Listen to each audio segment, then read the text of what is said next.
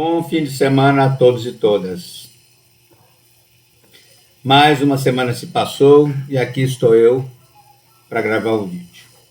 Pensei em inaugurar uma nova fase de vídeos, buscando temas inspirados talvez em mitologia, em fábulas. É preciso ter alguma referência para poder desenvolver cada tema.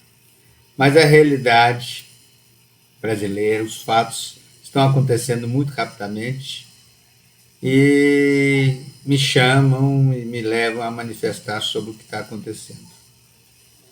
Essa semana a CPI continua mostrando toda a podridão que existe e a corrupção que existe na questão da compra das vacinas por parte do governo federal, mas mais do que isso, está havendo uma reação desmedida de autoridades militares sobre a atuação de alguns militares, né? Claramente o general que foi ministro da Saúde, e as posições do presidente. Bom,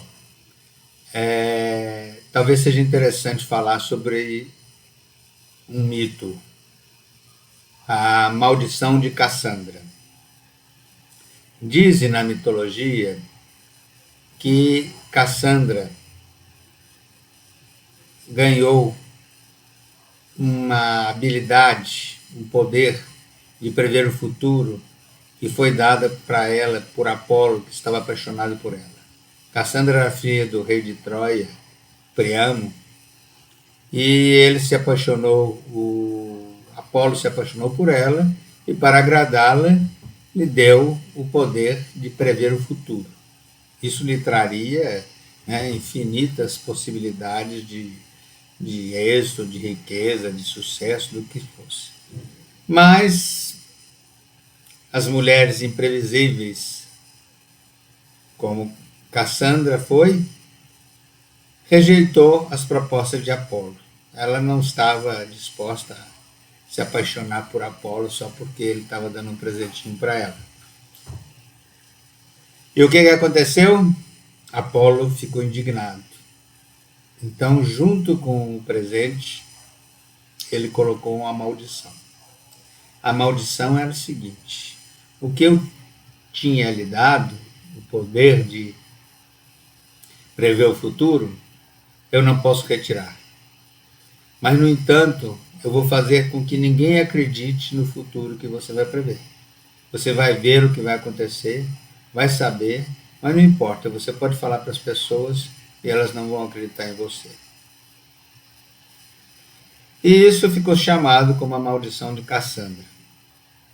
Essa é uma mitologia, uma lenda. E hoje em dia acontece muita coisa sobre isso, né? Desde alguns anos atrás, talvez uns 6 anos, 2015 ou mais um pouco, 2013, né? Nossa Senhora, já são 8 anos. Existem inúmeras análises, visões e prognósticos do que poderia acontecer com o Brasil. E algumas linhas de pensamento, de análise de conjuntura, de visão do futuro, estão se realizando. No entanto, são tantas as alternativas que são colocadas, são tantos os pensamentos, são tantas as discussões que se fazem em torno das consequências dessa realidade que nós estamos vivendo, que ninguém sabe exatamente o que vai acontecer. Alguns podem prever de forma acertada, mas as pessoas não vão acreditar. O único que é possível a gente ter claro é que boa coisa não vai terminar acontecendo. A situação do Brasil está muito complexa. Existe um impasse muito grande, as instituições foram destruídas, a confiança da população foi destruída, e quem assumiu a liderança através de um processo de golpe, um processo de farsa eleitoral, foi essa pessoa que tem como predeterminado destruir o Brasil, acabar com o Brasil, acabar com as instituições, acabar com tudo que resta do Brasil e dividir o povo, jogar população contra população e, inclusive, né, provocar um genocídio através de uma mortandade tão grande de pessoas que poderia ter sido evitada caso medidas corretas fossem tomadas desde o início da pandemia. E era de se prever. Era fácil de se prever no início da pandemia que, como alguns países fizeram, isolamento total, controlaram as fronteiras, a entrada de estrangeiro, controlaram a, a entrada do vírus, fizeram quarentena, fizeram testes para as pessoas que estavam entrando no país e fizeram lockout total, poderia ter havido muito menos mortes. E haveria menos mortes ainda se fossem providenciadas a tempo mais hábil, mais rápido, as famosas vacinas. E tudo indica que agora, com a vacinação, depois do desastre feito, depois de mais de 530 mil mortes, está chegando nos 550 mil mortos, talvez, se não se controlar rápido, a mortandade no Brasil vai ser a maior do mundo. Mas depois de tantos mortos, com a vacinação, parece que existe uma tendência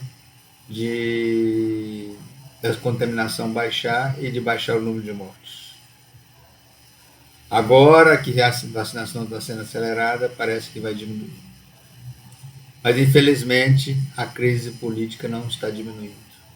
Infelizmente, o autoritarismo e o arbítrio está aumentando. Esses dias mesmo, por protestar, várias pessoas foram detidas de forma arbitrária. Isso não pode seguir acontecendo. Aqui em Brasília, Rodrigo Pilha está detido ilegalmente, injustamente, já teria condição de estar em liberdade. Foi detido a pretexto de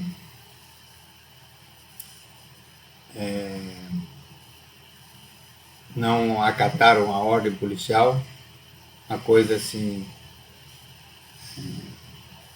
básica, e continua detido, apesar de já ter passado o tempo regulamentar que ele poderia ser detido, inclusive com base nas acusações que lhe foram feitas. Acabo de ter notícia que Rodrigo Pilha está entrando em greve de fome. Ele quer justiça e exige sua liberdade. Infelizmente, é isso que eu tenho para gravar hoje. E espero seguir com a linha um pouco mais amena e um pouco mais tranquila para os próximos dias. Muito obrigado.